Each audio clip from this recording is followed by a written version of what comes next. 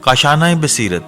ایک ایسا YouTube channel جس پر ہر قسم کی دینی کتب بالخصوص محروم بصارت افراد کے لیے آڈیو اور ویڈیو فارمیٹ میں دستیاب ہیں اور بالعموم تمام مسلمان برادران و خواہران کے لیے دستیاب ہیں۔ اس لیے آپ سے گزارش ہے کہ بیل آئیکن کو پریس کر کے ہمارے اس چینل کو ضرور سبسکرائب کیجیے تاکہ آئندہ آنے والی ہر کتاب آپ کو بر وقت ملتی رہے۔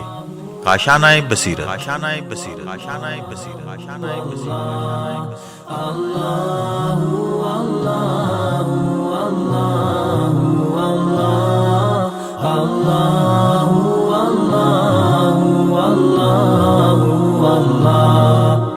اعوذ باللہ من الشیطان الرجیم، بسم اللہ الرحمن الرحیم۔ رب اشرح لی صدری ویسر لی امری واحلل عقدۃ من لسانی یفقہوا قولی۔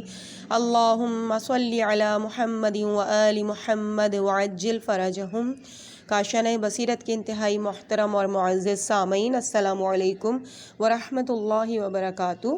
امید ہے کہ آپ سب خیریت سے ہوں گے۔ میں آپ کی ریڈر زہرا علی آپ سے مخاطب ہوں۔ کتاب ملاقات با امام زمانہ کی جلد نمبر 1 کے اس آخری حصے کے ساتھ الحمدللہ یہ 14واں اور آخری پارٹ آپ کے سامنے پیش کرنے کی سعادت حاصل کر رہی ہوں۔ پچھلے پارٹ تک یعنی پارٹ نمبر 13 تک اس کتاب میں موجود تمام تر حکایات کو بیان کر دیا گیا، جو کہ کل 70 حکایات تھیں، اور اس کتاب کے آخر میں جو مؤلف ہیں یعنی آیت اللہ حسن ابتحی رحمۃ اللہ، انہوں نے اس کے آخر میں کچھ دعاؤں کو جو کہ بالخصوص امام زمانہ علیہ السلام سے منسلک ہیں، ان دعاؤں کو ان کی فضیلت کے ساتھ بیان کیا ہے عربی میں، اور میں آپ کے سامنے ان دعاؤں کو تو نہیں بیان کروں گی، لیکن جو ان کی فضیلتیں اس کتاب میں موجود ہیں وہ ضرور میں آپ کے سامنے اس حصے میں پیش کروں گی۔ جیسے مثال کے طور پہ دعائے ندبہ، عمل روز جمعہ، دعائے روز جمعہ، درود، فضائل زیارت جمعہ، روز جمعہ زیارت امام زمانہ علیہ السلام، فضائل استغاثہ امام زمانہ علیہ السلام، اور فضائل زیارت امام زمانہ علیہ السلام، زیارت امام زمانہ علیہ السلام، فضائل زیارت آل یاسین علیہ السلام، اور اس کے آخر میں اختتام ہوگا اس کتاب کا دعائے سلامتی امام زمانہ علیہ السلام کے ساتھ۔ آغاز کرتے ہیں۔ پیج نمبر 326 پہ تحریر کرتے ہیں کہ بسم اللہ الرحمن الرحیم۔ اس کتاب کے آخر میں چند زیارات اور ادعیہ اور نماز حاجات درج کر رہا ہوں جو اہل بیت عصمت و طہارت علیہم السلام سے دعاؤں کی کتابوں میں بیان ہوئی ہیں۔ کبھی کبھی تجربے کے ساتھ ان سے استفادہ کیا گیا ہے، اس لیے یہاں درج کی جاتی ہیں۔ میں امید کرتا ہوں کہ جس وقت محبان اہل بیت حضرت امام زمانہ علیہ السلام کی زیارت سے مشرف ہوں گے یا ان کے مقام مقدس کی طرف متوجہ ہوں گے تو مجھ ناچیز کو دعائے خیر میں یاد رکھیں گے اور آن حضرت کی بارگاہ میں میرا سلام پہنچائیں گے۔ اس کے بعد دعائے ندبہ کے فضائل کا بیان کچھ اس طریقے سے کیا ہے کہ روایات میں جو کچھ بیان ہوا ہے اس کے مطابق جمعے کے دن حضرت بقیت اللہ ارواحنا فدا کے متعلق ہے کہ جو کوئی جہاں کہیں بھی ہو، جس وقت بھی جو کچھ اسے ملے وہ آن حضرت کے مقدس وجود کی برکت کی وجہ سے ہے۔ سید ابن طاؤس فرماتے ہیں، یعنی میں جہاں کہیں بھی جاؤں آپ کی خدمت میں ہی حاضر ہوتا ہوں، دنیا کے جس شہر میں بھی قیام کروں میں آپ کا ہی مہمان ہوں۔ باقی ایام کو آن حضرت علیہ السلام کے آباء و اجداد کے ساتھ منسوب کیا گیا تاکہ لوگ انہیں بھول نہ جائیں۔ جہاں کہیں بھی ہو ان مقدس اجساد کے مہمان ہیں، مگر روز جمعہ حضرت ولی اللہ العظم صاحب الامر والعصر الزمان علیہ السلام کے ساتھ واقعاً مختص ہے، اس لیے جمعے کے دن چند عمل بجا لانا محبت کی علامت اور آن حضرت علیہ السلام کے ساتھ اظہار عقیدت ہے۔ اول دعائے ندبہ، یہ ہیڈنگ ہے۔ قرآن کریم کی آیات یا روایات متواترہ کے ساتھ اس دعا کا مضمون مطابقت رکھتا ہے۔ کتاب ادعیہ میں اسے صحیح ترین دعاؤں میں ذکر کیا گیا ہے، لہٰذا میں چھوٹا سا مقدمہ لکھتا ہوں کہ ایام جمعہ میں بلکہ باقی تمام ایام میں بھی اس کو پڑھنے کے لیے کوئی معنی نہیں ہے۔ اس کے کلمات اہل بیت عصمت و طہارت کے مبارک زبان سے صادر ہوئے ہیں، ان کے ذریعے اس سے گفتگو کریں، اظہار عقیدت و محبت کریں، آہو فریاد کریں۔ جو کوئی دعائے ندبہ پڑھتا ہے اسے معلوم ہونا چاہیے کہ یہ 3 حصوں میں تقسیم ہوتی ہے۔ ابتدا میں اللہ تعالیٰ کے ساتھ گفتگو کا آغاز ہوتا ہے اور دنیا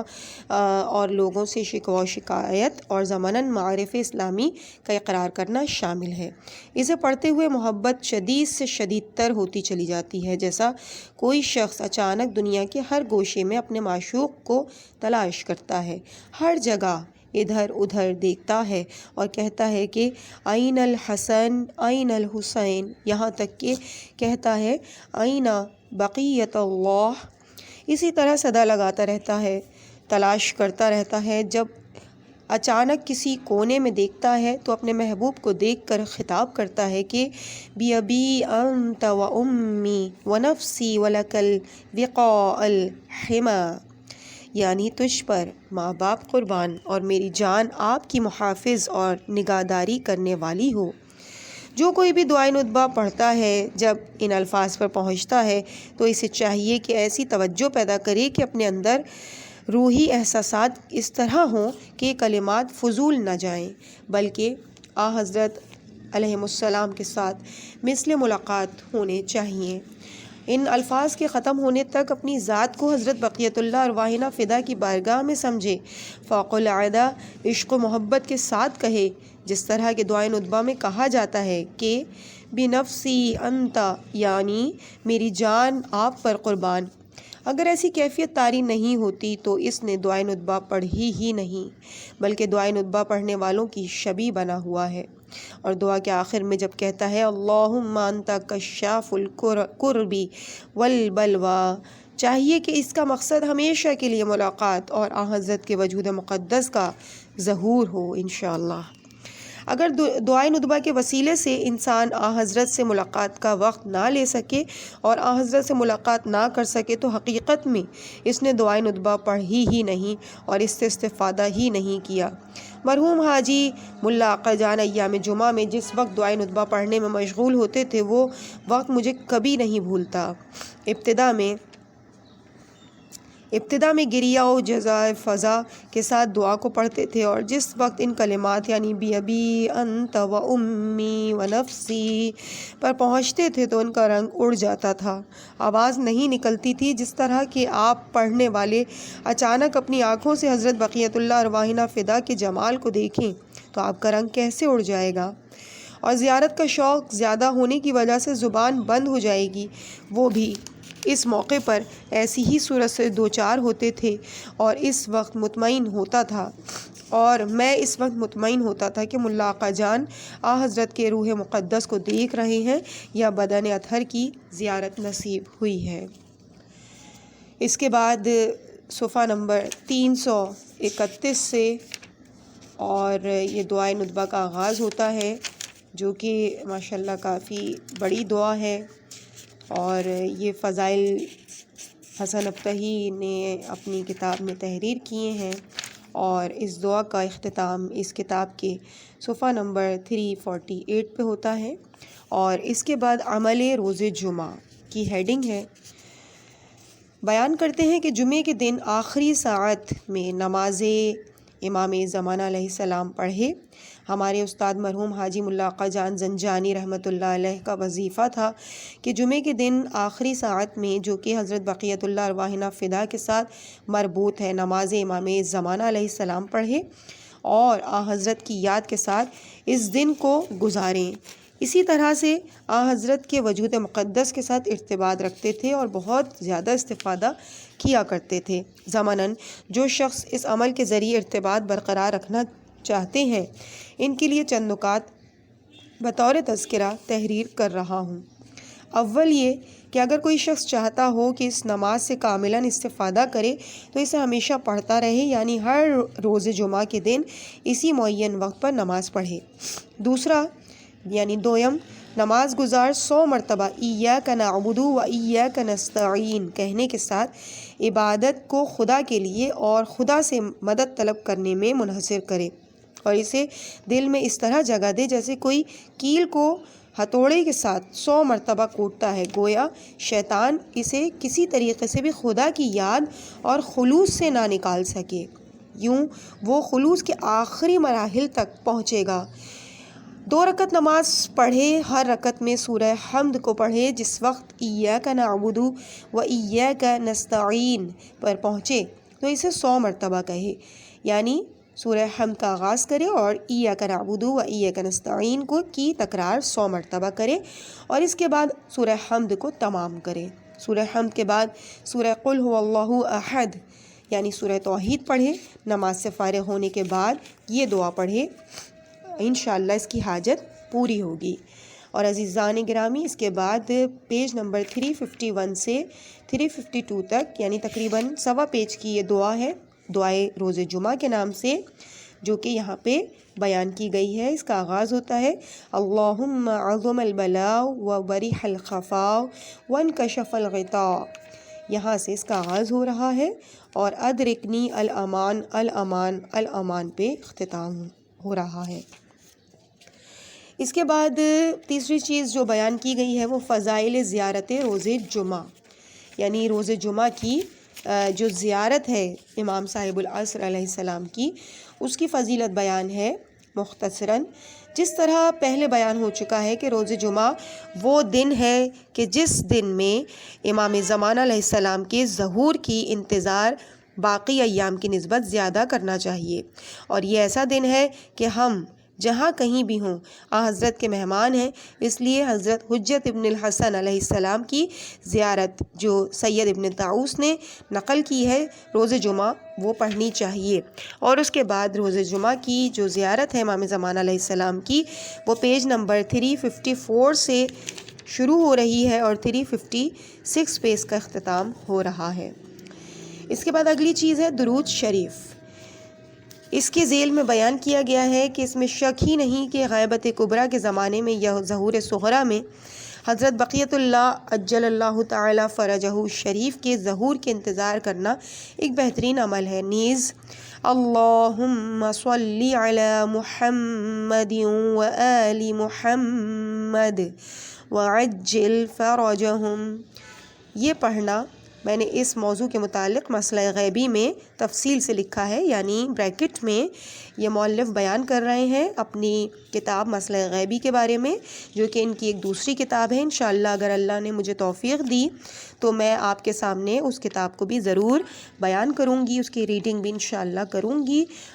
اور بہت خوبصورت کتاب ہے۔ اور اس کتاب میں بھی انہوں نے اپنی اس کتاب کا اور دیگر کتابوں جیسے پرواز روح اور اس کے علاوہ مسئلہ غیبی اور دیگر کتابوں کا ریفرنس بھی دیا ہوا ہے۔ بیان کرتے ہیں کہ اس میں شک نہیں کہ جب تک حضرت ظہور نہ فرمائیں آل محمد صلی اللہ علیہ وآلہ وسلم ذریت فاطمۃ الزہرا سلام اللہ علیہا کا، جو کہ زمین کے سب سے پہلے مالک ہیں، ظہور نہیں ہوگا۔ جب تک حضرت بقیت اللہ کا ظہور نہیں ہوگا، اس وقت تک آل محمد کے لیے سردر و خوشی نہیں، اور جو آل محمد علیہ السلام کے دوست ان میں خوشی دیکھتے ہیں، ان کے لیے لازم ہے، جیسا کہ اس کے متعلق حضرت معصومہ سلام اللہ علیہا کی زیارت میں بھی پڑھتے ہیں کہ اسأل اللہ ان یرینا فیکم السرور والفرج، اور بھی روایات میں اس کے پڑھنے کا حکم ہے کہ کم از کم جمعے کے دن 100 مرتبہ اس کو پڑھا جائے، یعنی اللہم صلی علی محمد و آل محمد وعجل فرجہم۔ اس کے بعد اگلی چیز ہے استغاثہ امام زمانہ علیہ السلام، اور اس سے پہلے اس کے فضائل کا بیان کچھ اس طریقے سے کیا گیا ہے کہ اس کتاب کے صفحے پر زیارت سلام اللہ الکامل التام کا واقعہ نقل کیا گیا ہے، اور کئی مرتبہ تجربہ بھی کیا گیا ہے کہ یہ زیارت حضرت ولی اللہ العظم ارواح نافدہ کی بارگاہ میں حاضر ہونے کا شرف حاصل کرنے کے لیے بہت زیادہ مؤثر ہے۔ سید علی خان نے کتاب کلم الطیب میں فرمایا ہے کہ انسان جہاں کہیں بھی ہو 2 رکعت نماز آسمان کے نیچے پڑھے اور نماز کے بعد کھڑے ہو کر قبلہ رخ ہو کر اس زیارت کو پڑھے، انشاءاللہ خداوند کریم اس کی حاجت پوری کرے گا۔ اور اس کے بعد پیج نمبر 359 سے استغاثہ امام زمانہ علیہ السلام کا آغاز ہوتا ہے اور 361 تک اختتام ہوتا ہے، یعنی 3 پیجز پر مشتمل یہ استغاثہ ہے۔ اس کے بعد اگلی جو زیارت بیان کی گئی ہے وہ زیارت امام زمانہ علیہ السلام ہے، اور اس سے پہلے اس کے فضائل کا بیان کچھ اس طرح سے کیا جاتا ہے کہ مجھ سے کئی مرتبہ سوال کیا گیا کہ حضرت ولی العصر علیہ السلام کی بارگاہ میں حاضر ہونے کا شرف حاصل کرنے کے لیے کون سا طریقہ اختیار کریں، اور میں نے کئی دفعہ سنا کہ کئی اشخاص نے اس زیارت کے وسیلے سے حضرت کے ساتھ ربط پیدا کیا، لیکن فائدہ اس میں ہے کہ اسے ہمیشہ پڑھتا رہے، ہر روز یا کم از کم ہفتے میں 1 مرتبہ ضرور پڑھے، ہفتے میں 1 دن معین کر لے اور اس زیارت کے مضمون کی طرف متوجہ ہو کر پڑھے۔ اپنے دائیں ہاتھ کو حضرت کے ہاتھ تصور کرے اور بائیں ہاتھ کو اپنا ہاتھ سمجھ کر دائیں ہاتھ پر رکھے۔ نیت یہ ہو کہ حضرت کی بیعت کر رہا ہوں اور اس بیعت کا پابند رہے تاکہ روحی اور بدنی قرب اسے حاصل ہو۔ اس کے بعد زیارت امام زمانہ علیہ السلام 2 پیج پر مشتمل ہے، پیج نمبر 363 سے 364 تک، اور اس کا آغاز ہو رہا ہے اللہم بلغ مولاي صاحب الزمان صلوات اللہ علیہ عن جمیع المؤمنین والمؤمنات فی مشارق الارض ومغاربها وبرها وبحرها، اور اختتام ہو رہا ہے درود کے ساتھ، اور اس کی میں کچھ آپ کے سامنے اردو کے یعنی ترجمے کے الفاظ بھی بیان کر دوں۔ آخری کی چند لائنیں بیان کرتی ہوں کہ ان میں سے قرار دے، ان مجاہدوں میں سے قرار دے جن کی صفت تیری ذات نے قرآن مجید میں بیان کی ہے، ان کی تعریف کی ہے، اور تیری اطاعت اور تیرے رسول صلی اللہ علیہ وآلہ وسلم کی اطاعت اور تیرے رسول کی اہل بیت کی اطاعت میں سیسا پلائی ہوئی دیوار کی مانند ڈٹے رہے۔ اے اللہ، یہ عہد اور بیعت حضرت کے لیے قیامت تک میری گردن میں ہے۔ یہ اس زیارت کے اختتامی الفاظ تھے جو میں نے ترجمے کے طور پہ آپ کے سامنے بیان کیے۔ عزیزان، اس کے بعد زیارت آل یاسین کے فضائل کا بیان ہو رہا ہے۔ بہت خوبصورت اور بہت پیاری یہ زیارت ہے، اور حسن اب تحریر فرماتے ہیں اس زیارت کے فضائل کے ذیل میں کہ اللہ تعالیٰ کو دوست رکھنے والے افراد اس زیارت کے وسیلے سے بار بار حضرت بقیت اللہ علیہ السلام کی بارگاہ میں پہنچ کر شرف زیارت حاصل کر چکے ہیں۔ راتوں کو بہت کثیر تعداد کے جلسوں میں یہ زیارت پڑھی جاتی تھی اور انوار مشاہدہ کیے جاتے تھے کہ بندہ حکایت کرنے والا اس جگہ حاضر تھا۔ ایک اللہ تعالیٰ کا دوست اطاعت گزار کہتا ہے کہ اگر کوئی حقیقی قرب کے ساتھ اس زیارت کو پڑھے اور اسے سلام کا جواب نہ ملے تو مجھے ملامت کرے، اور اس سے پوچھا گیا کہ قرب حقیقی کیا ہے، تو اس نے جواب دیا کہ انسانی صفات و حیات کو قوت بخشنا اور غرائز حیوانی کو کمزور کرنا یا بالکل ختم کر دینا، اور جو غرائز ضعیف ہوئے ہیں انہیں روحیات و صفات انسانی کے سپرد کرنا۔ گناہوں سے بچ کر رہنے میں حقیقی قرب حاصل ہوتا ہے اور انسان حضرت کی بارگاہ میں قرب حاصل کرتا ہے۔ بطور مثال، ایک شخص جب ایک نامحرم عورت سے ہاتھ ملاتا ہے اور پھر توبہ نہیں کرتا اور اب چاہتا ہے کہ حضرت امام جعفر صادق علیہ السلام سے مصافحہ کرے، تو حضرت فرمائیں گے وہ ہاتھ جو گناہ گار ہے وہ امام زمانہ کے ساتھ مصافحہ کرے ممکن نہیں ہے۔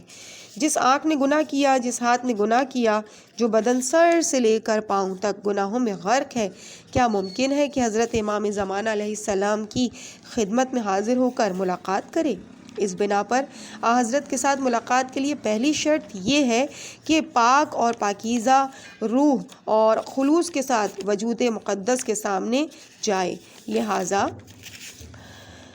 لہٰذا اگر حضرت کو دل کی آنکھوں کے ساتھ دیکھ لے تو اس کے مقابلے میں کھڑا ہو کر کہے۔ اس کے بعد زیارت آل یاسین کا آغاز ہو رہا ہے پیج نمبر 367 سے، اور اس کے آغاز کے جملے ہیں کچھ اس طرح سے: سلام علی آل یاسین، السلام علیک یا داعی اللہ و ربانی آیاتی، السلام علیک یا باب اللہ و دیان دینی، السلام علیک یا خلیفۃ اللہ و ناصر حقی، السلام علیک یا حجت اللہ و دلیل ارادتی، السلام علیک یا تالی کتاب اللہ و ترجمانی، السلام علیک فی آناء لیلک و اطراف نہارک۔ اور آغاز ہو رہا ہے اس زیارت کا پیج نمبر 367 سے، اور یہ تھوڑی سی طویل زیارت ہے، اختتام ہو رہا ہے 373 تک۔ عزیزان گرامی، اس کے بعد جو ہیڈنگ ہے وہ ہے خاتمہ کتاب کی، اور مؤلف تحریر فرماتے ہیں کہ ایک شخص جو اپنا نام ظاہر نہیں کرنا چاہتا، قصہ بھی اس نے میرے لیے بیان نہیں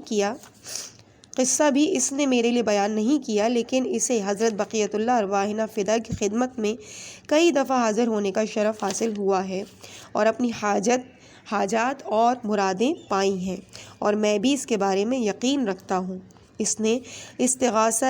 حضرت علیہ السلام کے بارے میں اور اس کے اثر کے متعلق بیان کیا تھا۔ وہ کہتا تھا کہ مؤثر ترین استغاثہ برائے حضرت بقیت اللہ علیہ السلام وہ ہے جسے حاجی مرحوم نوری رحمۃ اللہ علیہ نے کتاب نجم الثاقب میں 6 حکایت میں لکھا ہے۔ وہ ان حکایات میں سے ہے جو لوگ حضرت کی غیبت کبریٰ میں حضرت امام زمانہ علیہ السلام کی خدمت میں پہنچے، اور وہ استغاثہ یہ ہے کہ بسم اللہ الرحمن الرحیم، توسلت الیک یا ابا القاسم محمد بن الحسن بن علی ابن محمد ابن علی ابن موسیٰ ابن جعفر ابن محمد ابن علی ابن الحسین ابن علی ابن ابی طالب النبع العظیم والصراط المستقیم وعصمت الاجین۔ اور اس کے بعد یہ آخر تک اس زیارت کو بیان کیا گیا ہے، جس کا اختتام ہو رہا ہے فلاں بن فلاں، یعنی اس جگہ دشمن کا ضرور دور کرنا مقصود ہو تو فلاں بن فلاں کی جگہ اس کا اور اس کے باپ کا نام لکھیں۔ مثلا ان تکون سفیری الی اللہ تعالی فی الحاجت لہلاکی یزید ابن معاویہ، مثال کے طور پہ آخر میں اپنے دشمن کا نام تحریر کیا جائے گا اس کی ولدیت کے ساتھ۔ اگر کسی دوسرے آدمی کے لیے دعا کرنا مقصود ہو تو نامے کے آخر میں اسی طرح سے لکھے ان تکون سفیری الی اللہ فی الحاجت الحسن ابن رضا، مثلا اس نام کی جگہ پر جو شخص مقصود ہو اس کا اور اس کے باپ کا نام لکھ دیا جائے، اور پھر اس رقعہ استغاثہ کو پاک مٹی میں یا آٹے میں رکھ کر نہر یا دریا میں یا پھر کنویں میں ڈال دیا جائے۔ جس وقت اسے پانی میں ڈالنے لگے اس وقت اس طرح سے کہے کہ یا عثمان بن سعید و یا محمد ابن عثمان اوصل رقعتی الی صاحب الزمان صلوات اللہ علیہ۔ اگر اس عبارت کا ترجمہ اپنی زبان میں کہہ دے تو بھی کافی ہے۔ ترجمہ یہ ہے کہ اے عثمان ابن سعید اور اے محمد ابن عثمان، یہ دونوں حضرت کے خاص نائب تھے۔ میرا یہ رقعہ حضرت صاحب الزمان علیہ السلام عجل اللہ تعالی فرجہ الشریف کی خدمت میں پہنچا دیجیے۔ عزیزان گرامی، الحمدللہ اب اس کتاب ملاقات با امام زمانہ جو کہ حسن ابتہی علیہ الرحمہ کی بہترین تصانیف میں سے ایک ہے، اور واقعاً اسے پڑھ کر ہمارا ایمان بھی تازہ ہوا اور کچھ جستجو اور کچھ توجہ ہم نے امام زمانہ علیہ السلام کی طرف کی۔ اس کتاب کے آخری صفحے پہ ہم پہنچ چکے ہیں اور پیج نمبر ہے 376، اور اس کتاب کا اختتام ہو رہا ہے دعائے ظہور امام زمانہ علیہ السلام کے ساتھ۔ بسم اللہ الرحمن الرحیم اللہم کن لولیک الحجۃ ابن الحسن صلواتک علیہ وعلی آبائہ فی هذه الساعة وفی کل ساعة ولیا وحافظا وقائدا وناصرا ودلیلا وعینا حتی تسکنہ ارضک طوعا وتمتعہ فیہا طویلا برحمتک یا ارحم الراحمین اللہم صلی علی محمد وآل محمد وعجل فرجہم۔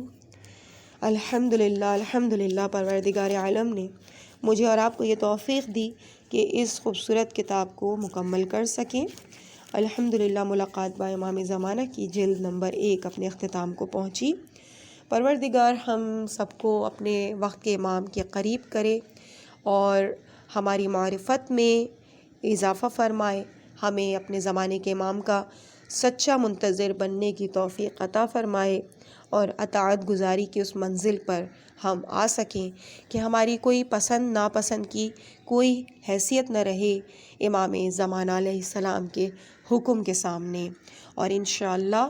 جب امام زمانہ ظاہر ہوں تو ہم کربلا والوں کی اور بالخصوص حضرت ابوالفضل العباس علمدار علیہ السلام کی پیروی کرتے ہوئے امام زمانہ کی نصرت کے حق کو ادا کر سکیں انشاءاللہ۔ اور خود اس دعا کے لیے ہم آقا مولا عباس کو ہی وسیلہ قرار دیتے ہیں کہ اے پروردگار جلد از جلد امام زمانہ کو اذن ظہور عطا فرما اور ہم سب کو امام زمانہ کی نصرت کرنے والا بنا، امام زمانہ کی آواز استغاثہ پہ لبیک کہنے والا بنا، امام زمانہ علیہ السلام کے لشکریوں میں ہمارا نام بھی شامل ہو، اور نہ صرف ہمارا بلکہ ہمارے گھر والوں ہماری اولادوں کا نام بھی اس لشکر میں شامل ہو اور ہم امام زمانہ کے مددگار بن سکیں۔ اور جب تک امام زمانہ پردہ غیبت میں ہے تو ہم اپنی ذمہ داریوں کو کہ جو دوران غیبت ہم پر واجب ہیں انہیں ادا کر سکیں۔ پروردگار آپ سب کو خوش رکھے، آباد رکھے۔ انشاءاللہ زندگی رہی تو اس کتاب کے پارٹ نمبر 2 کے ساتھ آپ کے سامنے حاضر ہوں گی۔ مجھے اپنی دعاؤں میں یاد رکھیے گا۔ والسلام علیکم ورحمۃ اللہ وبرکاتہ۔